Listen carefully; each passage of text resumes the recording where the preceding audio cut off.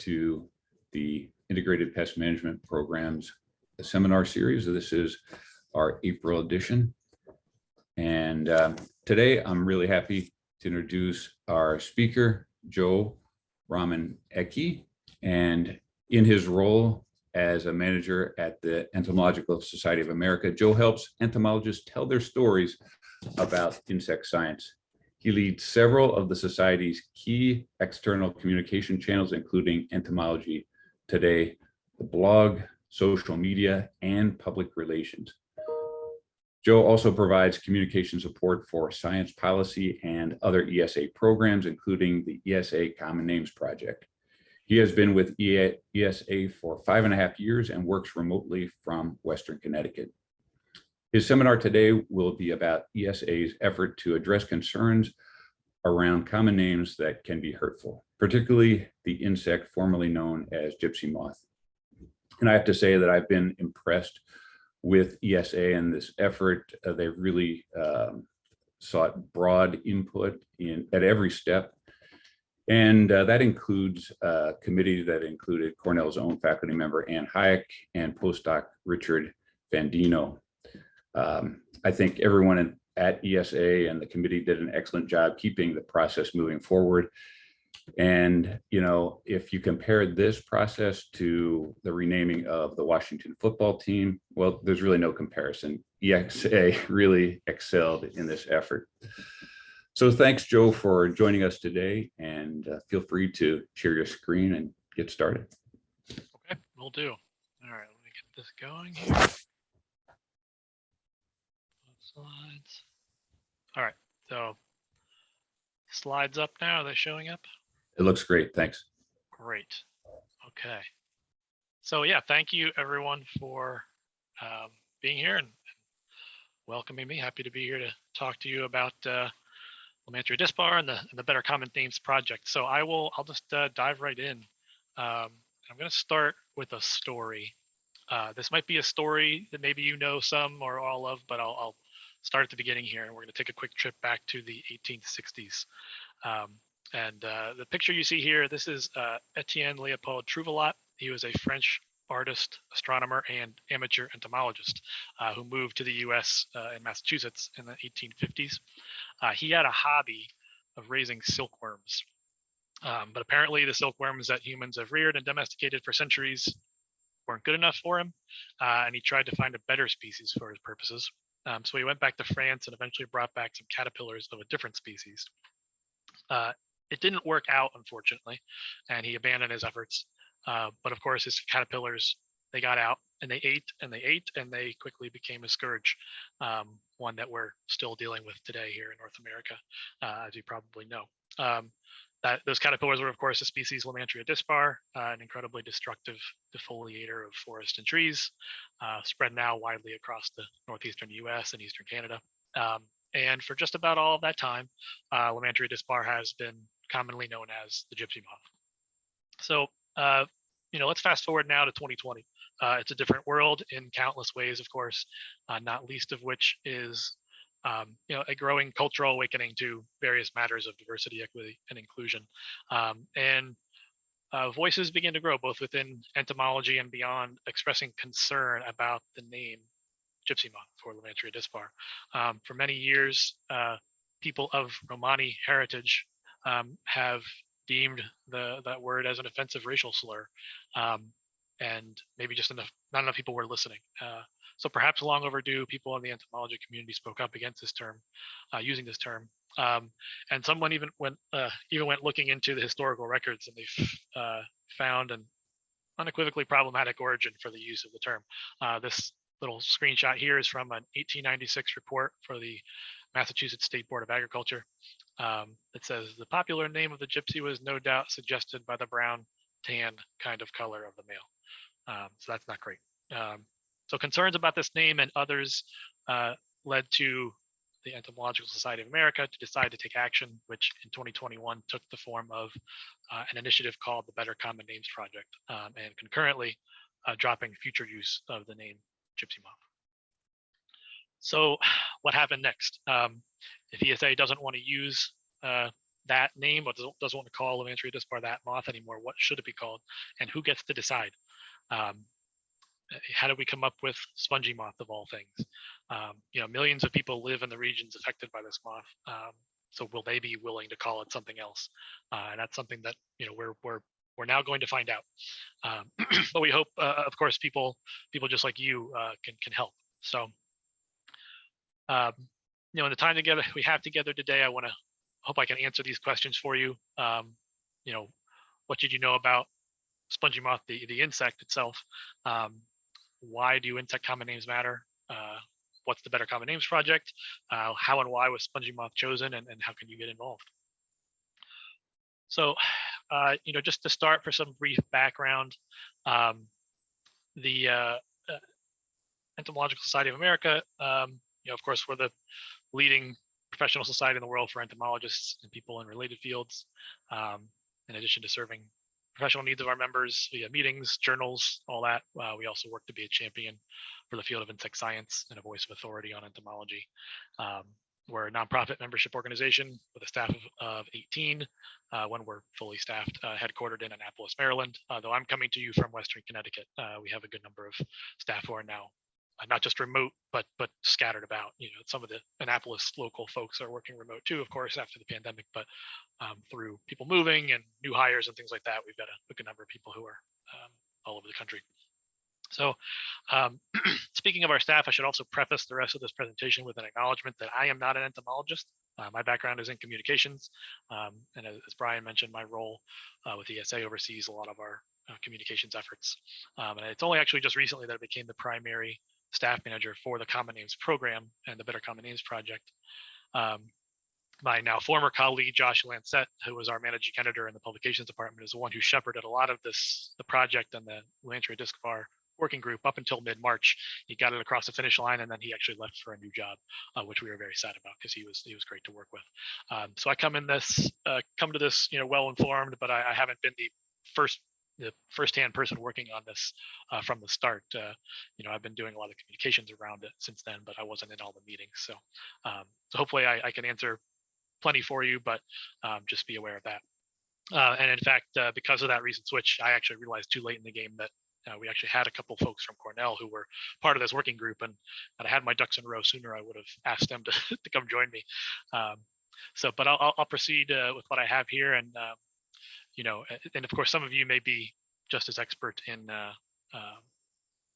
this species, certainly more than I am. So let's move forward. Actually, I'm going to skip this one. So we'll just start with kind of a quick and dirty about spongy moth in case any of you aren't familiar. And I think the best place to start for a particular couple reasons is here with the spongy moth egg mass. While this moth is most visible as a caterpillar and later as a moth, those stages are fairly brief compared to its time spent at this stage, which lasts about 10 months. These egg masses can hold up to about 1,000 eggs apiece, and they're often laid on tree trunks, limbs, but also on like firewood and buildings and lawn furniture and other outdoor objects, which can play a role in how it spreads. Then, right about this time of year, actually, is when the spongy moth larvae begin to emerge. They go about 7 weeks munching away, going through 4 or 5 instars, and they are the very hungry caterpillars, voracious defoliators that can do a whole lot of damage. I guess their very primary host is oak, but they can feed on all number of species, their hosts. After they've had their fill, they pupate, which lasts a couple weeks before the adults emerge in early summer. The adults don't live long, again, just a few weeks. They don't eat either. They just get down to business reproducing and laying eggs and starting the whole cycle over. One thing to note is that males fly, but females don't, at least for the primary Lymantria dispar subspecies that's found in the Northeast. There are some subspecies native to Asia that can fly, and those ones are a particular concern in the Pacific Northwest if they arrive, because the females of those subspecies can fly, which makes them more of a concern for dispersal. So that's a basic life cycle, and getting into the damage they can do. It can be pretty impressive. The primary thing is defoliation, but then of course that can lead to secondary effects when the trees become vulnerable to other things, you know, other pests, pathogens, etc. In many years, you know, the populations can be fairly limited or localized, but in other years they emerge in really big numbers, and you know, those they call those, you know, outbreak years. And I guess the last couple of years were in fact 2 of those outbreak years. In 2021, last year, for instance, the National Spongy Moth Management Program reported defoliation injury on approximately 2.6 million acres in 15 states. So that's just, you know, one data point there. This is how the Connecticut Department of Energy and Environmental Protection sums up spongy moth outbreaks. This picture here is actually from a news report in Vermont, but it gives a good visual to go with this highlight here about how forest and yard trees look more like they do in January than in July. And the caterpillars descend from trees and crawl on lawns, and droppings fill gutters, cover outdoor spaces. They are, in a word, obnoxious.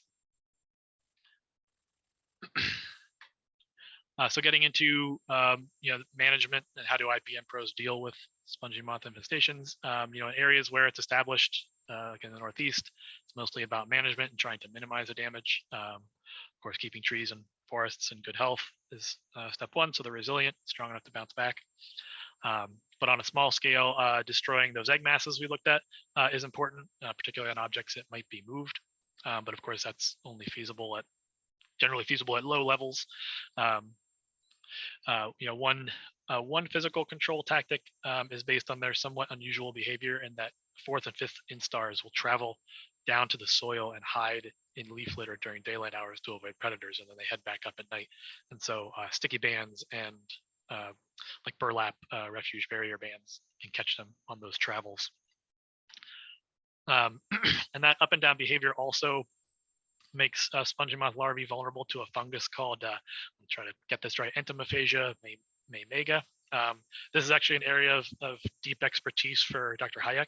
In fact, just last year, she and some colleagues published a review of the use of this fungus against Eldispar in the ESA journal, Environmental Entomology. So some of what I'll mention now actually comes straight from that. So the fungus is native to Asia, and it's been imported here and established in some areas. You know, the spores can go dormant in the soil, but then they activate in wet weather. And when the larvae head down to the leaf litter, they get infected. So that's part of why drought years can be outbreak years, because the fungus doesn't emerge to do its work quite as well. Dr. Hayek has mentioned that researchers, you know, have worked on ways to sort of actively deploy that fungus, but collecting it, it can be a little bit challenging, because collecting it requires either collecting the dead caterpillars quickly to gather the spores, or gathering up spore-filled soil, which of course gets heavy very quickly. Other control options include a variety of BT that can be applied as a spray, as well as other aerial sprays on tree crowns. Although that's typically done on transition zones and, you know, by professionals, of course. Getting into you know, where spongy moth is found.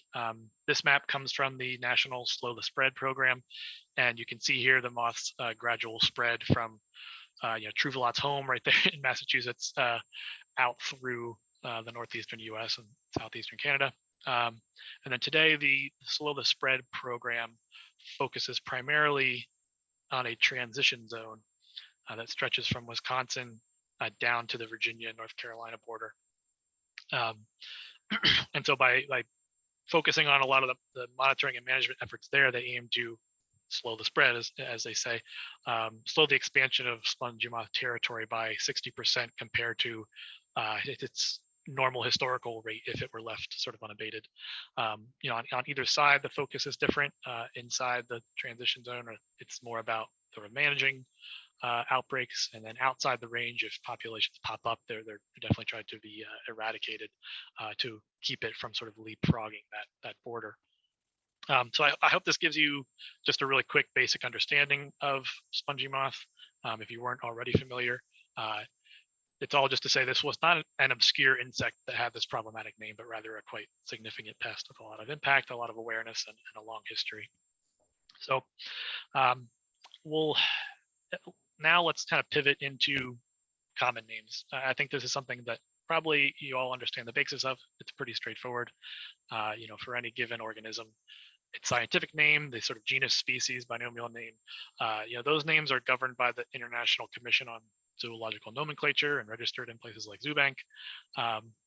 But for most animals, those names are pretty foreign to non-experts. Instead, the common names are sort of those plain language names that everyday people use when they talk about animals. In some cases, those names can be very different. There can be a lot of different ones for the same animal. If you think of like puma and cougar and mountain lion, while others have a pretty singularly famous one like the monarch butterfly. Within the realm of insects and arthropods, way back in the early 1900s, ESA's predecessor organization, the American Association of Economic Entomologists, recognized the need to standardize insect common names and established the first official common names list for insects. I think it was 1908 maybe. And then that effort has been carried forward for more than a century. And now ESA's current common names of insects and related organisms list now has about 2,300 recognized common names. If you want to find it and look it up, you can go to NSOC.org and go to the publications and resources menu right here, and the common names list will be a link right in the drop down that appears right there. And there you can look up the common names and search for them by various factors: common name, scientific name, order, family, genus, species, and even the original author. So while we're here, it's important to underline again why this list exists, why it was created in the first place, and that's because common names, they make it easier to communicate about insects, particularly with non-scientists, and to communicate the insect science and the impact it has on society. And that's really been the case, from day one. So generally speaking, how do common names, at least for insects, get added to our list? Anyone can submit a proposal via this form that I've sort of screenshotted here. It's a little hard to read, but it's not that long. When you fill it out, it gets a little bit longer, but it asks for a variety of supporting information, like why does this species need a common name? What stage or quality of the insect does the name refer to? And then asked about what's its distribution and range and hosts, what other common names might be in use for it, and then what evidence can the submitter provide that this name is already in wide use, or if it's a new name, what's your argument for coining a new name? And then finally, what do others in the entomology community have to say about it? In other words, show that you've consulted other experts and other people in the community on this common name as well. And then once a proposal is submitted, it's reviewed by our a committee of ESA member volunteers, people who have an expertise in taxonomy and common names in general. They review the proposal to make sure it meets our stated criteria and guidelines for common names, as well as just the sort of substantive merit of the choice. If the committee votes to advance it, it goes up for a member comment period.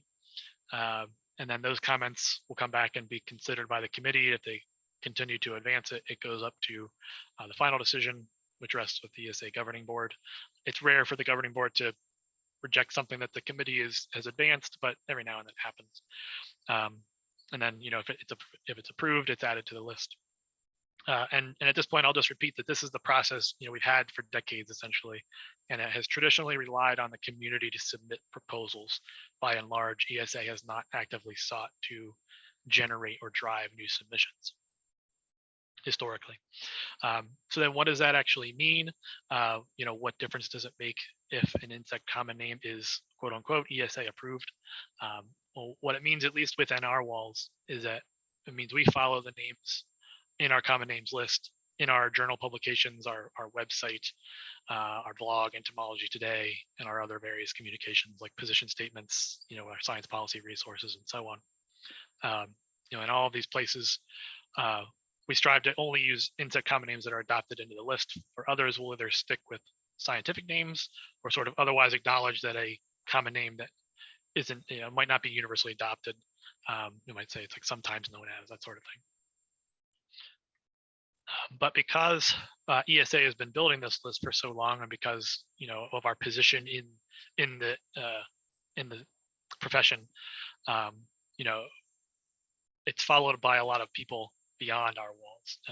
And so, this is just several examples of the type of, uh, groups and organizations and individuals who will use the list as well. Cat is jumping on my lap here. But the one thing to note is that all of these other people who will kind of look to the ESA common names list, it's all voluntary.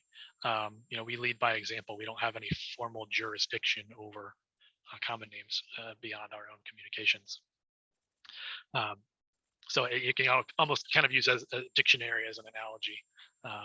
But we do take that responsibility, seriously, knowing how many people follow, what we approve.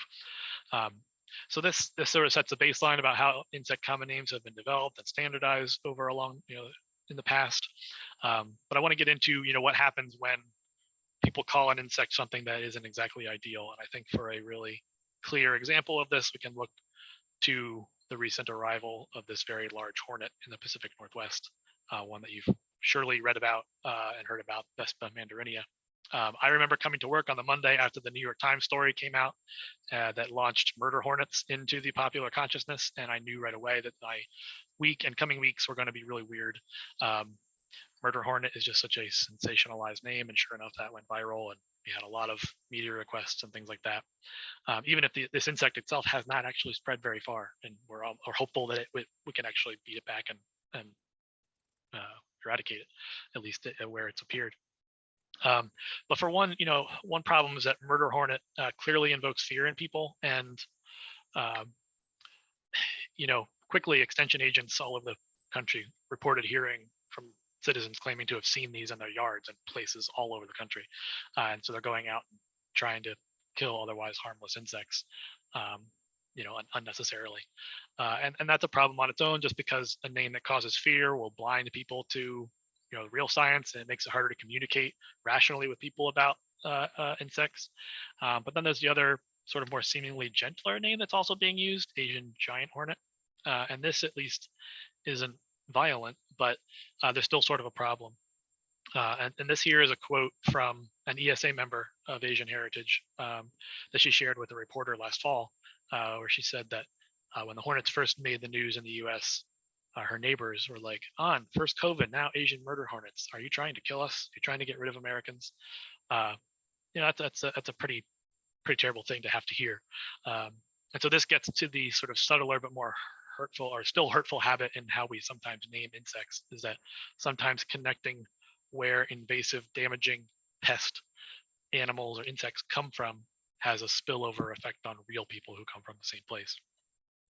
And so, as I alluded to at the beginning, around 2020, there was kind of a growing realization in our community that these names could be a problem.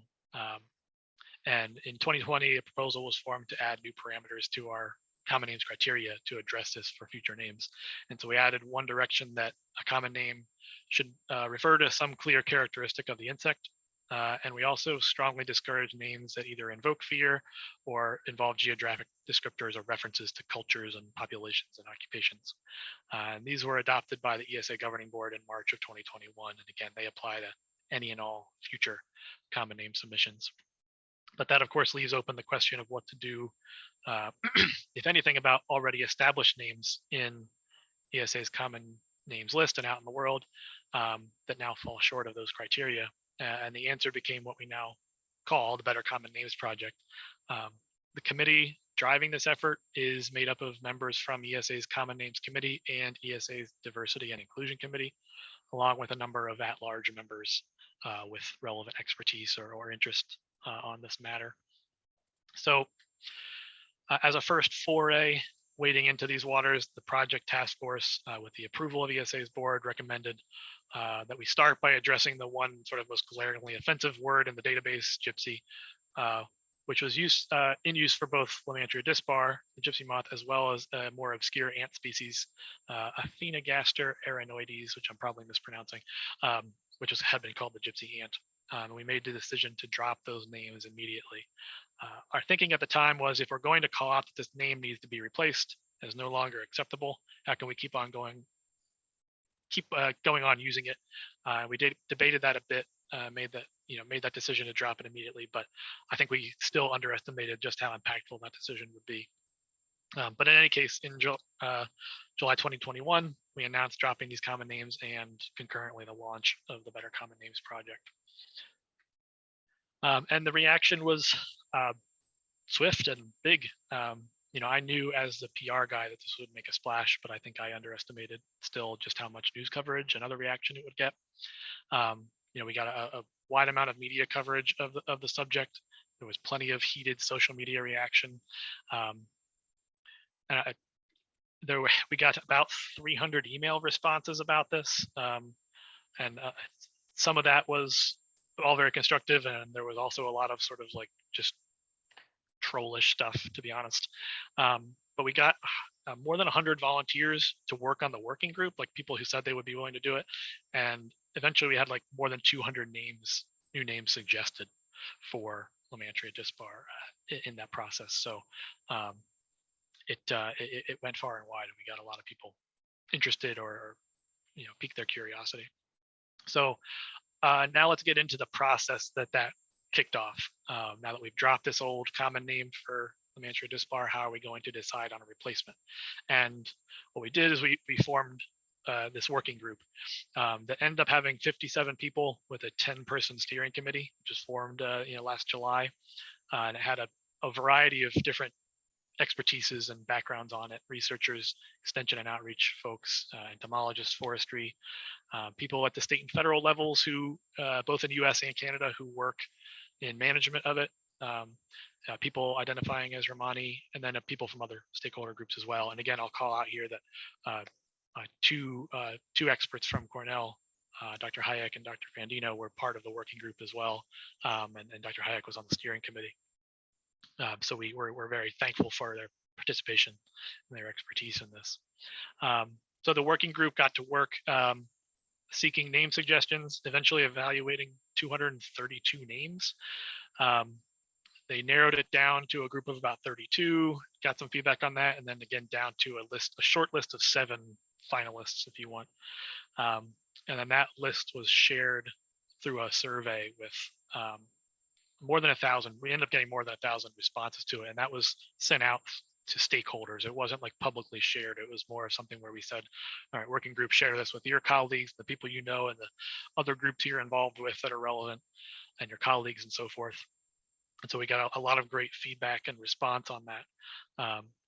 And then the steering committee evaluated that response, and eventually Spongy Moth is where they landed. It was recommended in January of 2022, put forth for member committee, or member comment, I should say, late January.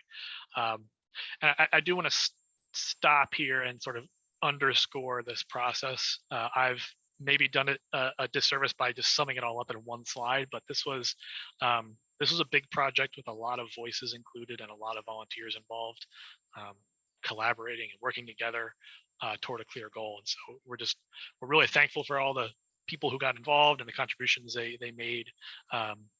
It was just really important. And again, because the common names, ESA's common names list and program has historically been descriptive, and we standardize names based on what's already in use, for us to embark on this effort to essentially create something new, what was a new idea, but it was something that we still wanted to strive to be community driven and community supported, because otherwise it just wouldn't have worked, right? So if you're curious, here is the short list of the 7 names, the 7 finalists: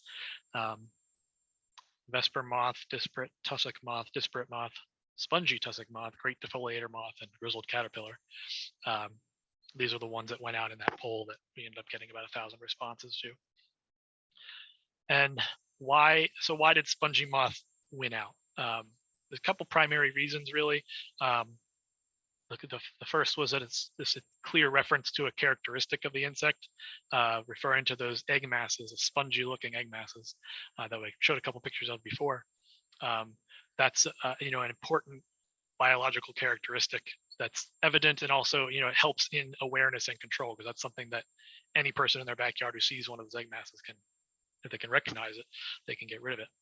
And then also, Spongy was already in use in a couple other languages. In French and French-speaking Canada, it's called the Spongius, which I'm probably pronouncing wrong. And then also in Germany, Schwarmspinner translates with spongy in it as well. And so it also checked a lot of other boxes. Again, being scientifically accurate, easy to remember, easy for the public to pronounce and understand. Again, fairly unique to the insect, and of course, not offensive. So that's why Spongy Moth kind of came out on top from all the eventual or other choices. And again, there are those egg masses again, where the moth spends 10 months out of the year in that stage, and so it's a useful thing to communicate to the public about the species. So after the member comment period, the Common Names Committee approved the name, and ESA Governing Board did the same. And on March 2nd, it became official, at least with us. We knew from all the stakeholders who had been involved in all this process all on the way that adopting the new name and like kind of putting it into action out in the real world would be a big lift. And so it was really important for ESA to provide as much support and resources and guidance as possible. And so coupled with the announcement, we also published a transition toolkit, which is a web page on our site that had a flyer, which you can see here, sort of a checklist of things that you should think about addressing, places to change it, that sort of thing, kind of recommended timelines for when to do it and when to do various different types of when to change the name is various different types of resources, suggested language for it, and then recommendations based on like what kind of organization you're in, and then just have a background and FAQs. I'll pause here for a second. If you're interested, you can scan that QR code and I'll take you straight to that transition toolkit. It's also, again, you can just find it on our site. If you go to find the common names, there's a link to it as well. So let's leave that up for just another moment, and then I'll move on. So, one thing that we suggested for people and organizations adopting the new name, that changing the easy stuff now would be best, while we really understood that changing other appearances of the name might take time when you think about like print products or signage or just whatever the case might be, pesticide labels, regulations, all that. Obviously, those things can't be changed overnight. And so we also acknowledge to like make the mental connection for people and audiences. Some language like formerly known as would be useful for some period of time, a year or so perhaps. So that's what we recommended. Perhaps doing it in such a way where you do an asterisk and kind of have a footnote about it or something like that, to sort of help people understand this is the same moth with just a different name, and then how that change came about. How has it gone so far? Again, we're only actually 8 weeks in since the formal adoption of the new name, but we're definitely pleased with the early support and adoption. We've seen, a lot of our stakeholder groups were just ready to go with the change right away. A lot of extension programs, state programs, and they've really done a great job on their changing it over on their websites and things like that. But we've also seen a lot of media coverage, which is helpful, following just what we saw last summer. And we're seeing that both in terms of covering the change as news, but also just using the new name in like regular coverage. So you see like some examples here, like this is probably a story that this publication would have run last year with the old name, and now they're running it with the new name this year. Things like that. So we're excited to see that. The Entomological Society of Canada also adopted it at the same day, sort of in coordination. And we even saw the Associated Press Stylebook tweet about it, which for someone like me who's a journalism major, I was excited to see that. But more realistically speaking, that's influential. That's what so many publications follow. And so if the media is using the new name, that just accrues to our benefit in getting this adopted widely. So we've been happy to see this so far, but again, it's still early going. How can folks like you help? There's some obvious ways. start using the new name, help spread the word. It's great if you can kind of understand and explain why this change was made. If you have any, internal style guides, either, in New York or Cornell or any other groups you're involved with, perhaps change it there. Again, the easiest thing is to sort of update online documents, things like that, and then make some plans for how and when to update print documents, signage, whatever. And again, if you catch any flack, fall back on just following ESA's lead. We're sort of happy to be the cover for this, sort of the authority that said this was what we're going to go with, because that helps people understand that this is a broad community effort and not just your organization trying to make a change. Getting a little bit into some of the lessons we learned along the way in this project. One really obvious one is just the importance of having a lot of opportunity for input. Whether it was via email, social media, volunteering on the working group, answering surveys, we knew it was critical to give people a chance to have their say. And of course, that gives us a lot of diverse perspectives, but it also helps to build support among those stakeholders along the way. Getting everyone involved built some buy-in too. Because ESA is sort of the quote unquote arbiter of insect common names, we needed to be willing to lead this charge and sort of take the heat if necessary, as I said. So we came to realize that very quickly, and also to be able to support all of our stakeholders with these transition tools and recommendations and so forth. And I will say that we also learned that dropping the name without a replacement might not be the route we'll take with other names, because it did create a tricky situation for people on the ground, so to speak, because once we sort of flagged that name as problematic or verboten, people didn't really want to use it, and they're kind of left wondering what to do in the meantime. So we recommended people just use a scientific name. There was some usage of LDD moth or Lomantria dispar.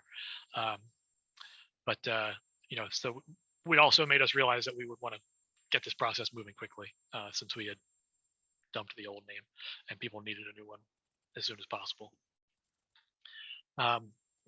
Briefly, I'll just note that there's still a little more work to go on some of the subspecies, and this gets complicated quickly, but there are subspecies and related species that have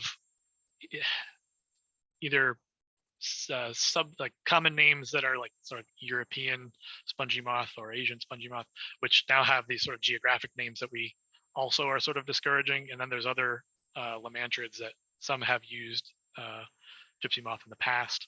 And there's also the Asian gypsy moth complex, which is a regulatory group that involves some of the species that are of concern, particularly in the Pacific Northwest, that might come from Asia. And so that's something that folks in like the federal government are still grappling with, because they've need to get a lot of people on board with changing those, and they'd prefer to do it all at once as opposed to piecemeal. So there's still some more to come with that.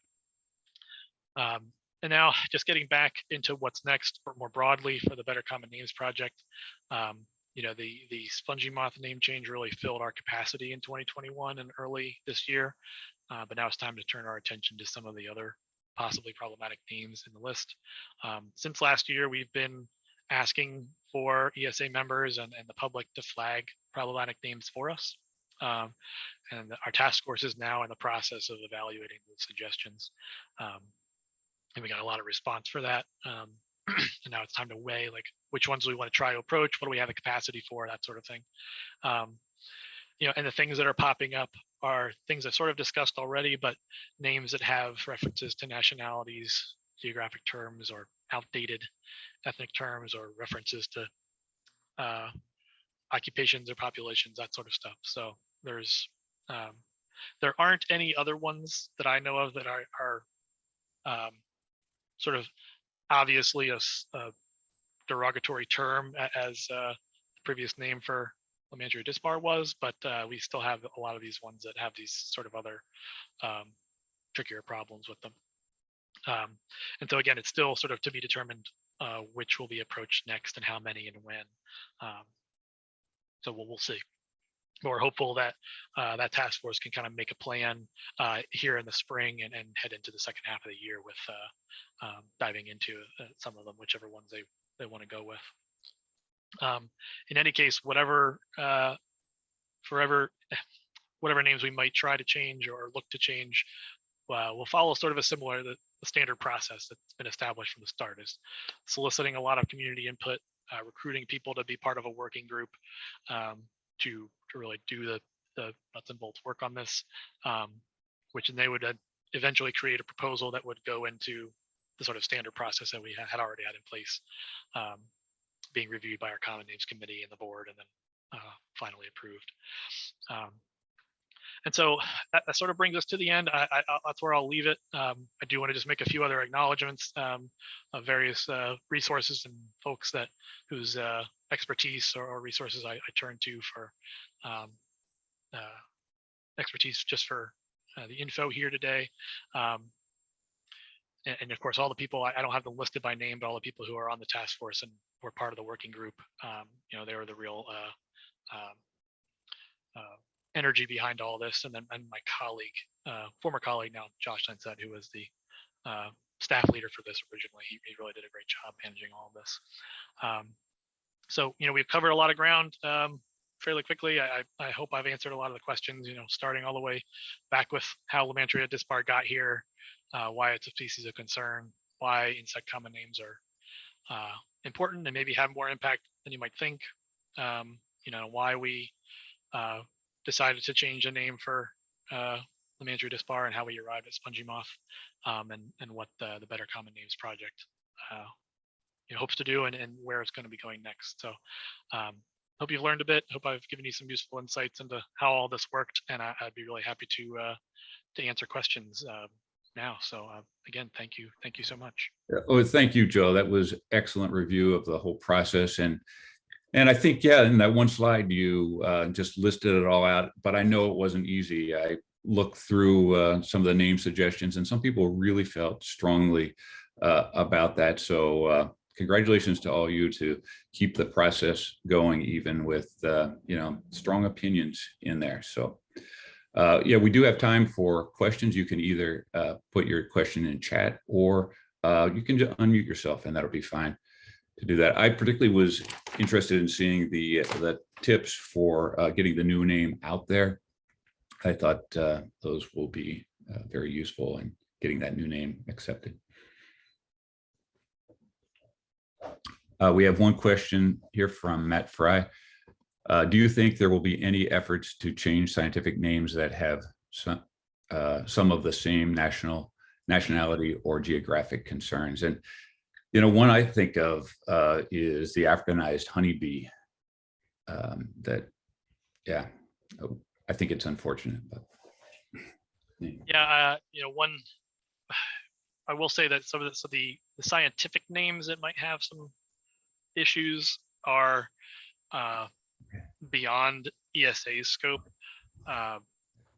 We could have some role to play in that if there are those out there. We haven't been focusing on those just yet because we've got enough of the common names that we want to address. But yeah, there were a couple that were actually flagged by people in the form for us where there were scientific names that had problems with them, and I don't know that we'll get into them, but I wouldn't be surprised if those kind of efforts emerge through the community elsewhere, if not directly a part of our project, just because we've seen signs that this message that we're hoping to convey is being heard. And so we're optimistic in that regard. But again, a lot of this isn't going to happen overnight. So.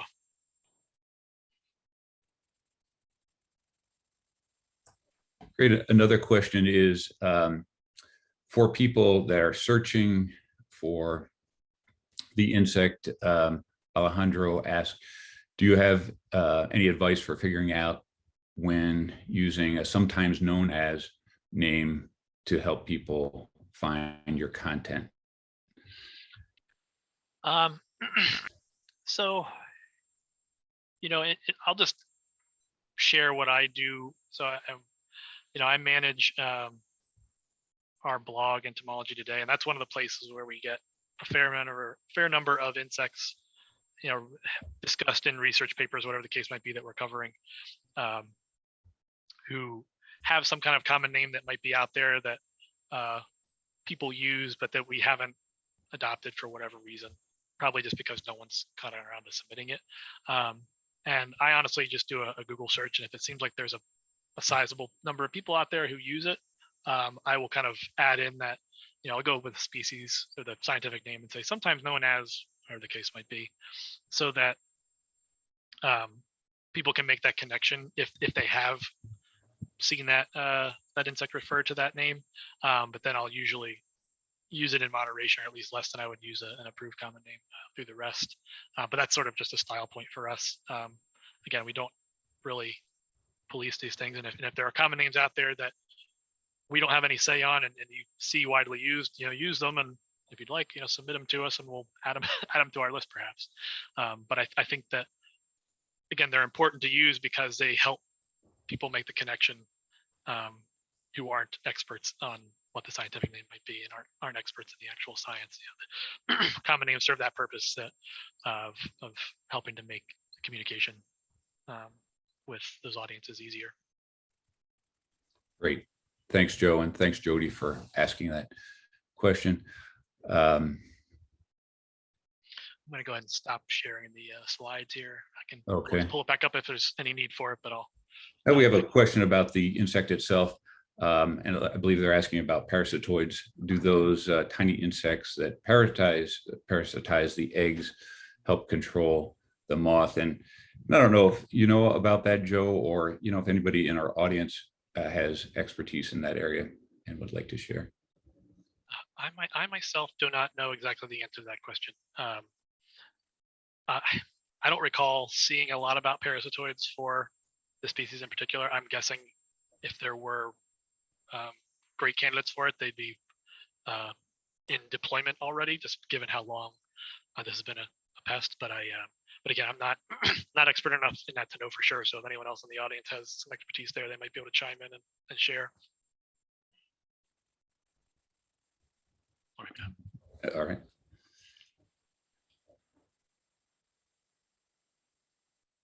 Any other questions for Joe as we wrap up here?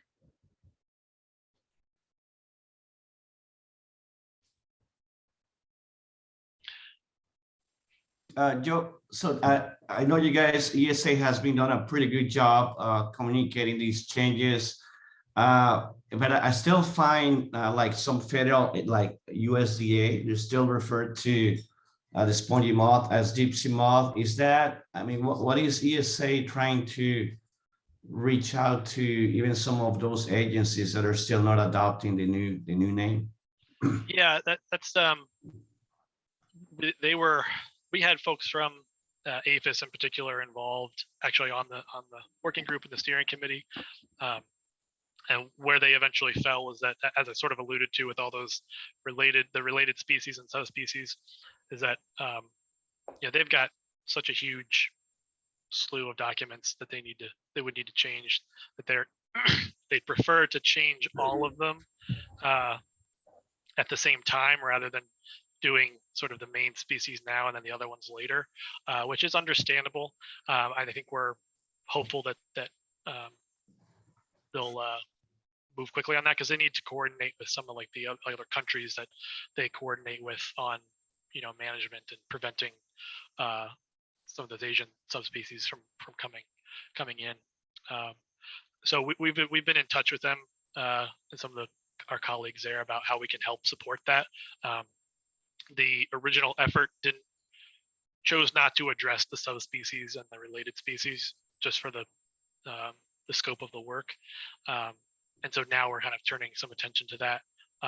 Not completely formally. I'm not sure if the working group will address it, but we're sort of working to help out, like if perhaps getting names adopted for the subspecies would help move things along, that sort of thing. So so that's a little bit of a non-answer, but we're sort of working with them to see how we can help move that along, because they're obviously an influential player in all of this.